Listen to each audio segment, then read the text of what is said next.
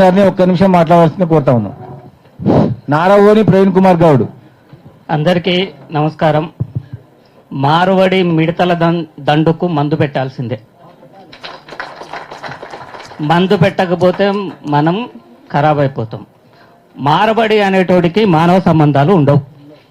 ఎవరన్నా ఇక్కడ ఉన్న వాళ్ళు మార్వడి ఇంట్లో ఒక బుక్కెడు అన్నం తిన్నారా? తిన్నారా? ఎవరైనా మంచినీళ్ళు లాగారా?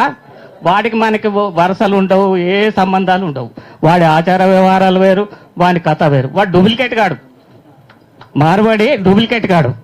ఇక్కడ ఉన్న మహిళా తల్లులకు తెలుసు, ఒక పట్టు చీర తయారైతే వాడు ఎమ్మటే సేమ్ ఇమిటేట్ తీసుకొస్తాడు డూప్లికేట్ చీరని, 2000కే అమ్ముతాడు.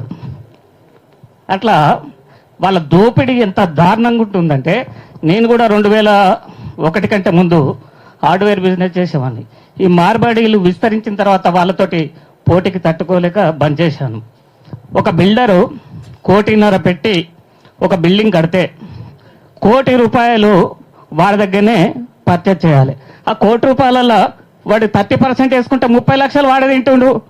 ఇక తెలంగాణ వాడు ఎక్కడ బాగుపడతాడండి? తెలంగాణలో దుకాణాలే లేవు, బిల్డింగ్ మెటీరియల్ అమ్మేటి, వాడు మట్టి తప్ప అన్ని అమ్ముతుండు. కాబట్టి ఖచ్చితంగా వాళ్ళ మీద మనం తిరుగుబాటు చేయాల్సిందే.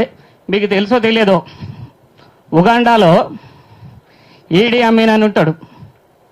వీళ్ళని ఏం చేసిండో ఒకసారి మీరు యూట్యూబ్ ఓపెన్ చేసి చూడండి, మన పటేల సంగతిని.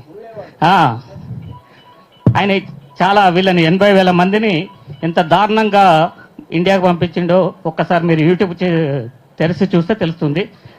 ఓకే, ఇంకా చాలా విషయాలు ఉంటాయి, ఇది సమయం కావదు కాబట్టి మళ్ళీ మాట్లాడుకుందాం. Thank you.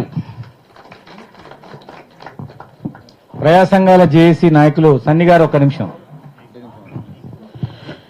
అన్నగారికి, పిడమర్తి అన్నగారికి ప్రత్యేకమైన ధన్యవాదాలు.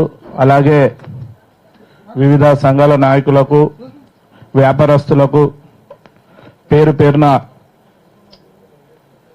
ఉద్యమ నమస్కారాలు తెలియజేస్తూ, మరి ఏదైతే హైదరాబాద్లో జరిగిన సంఘటనను బట్టే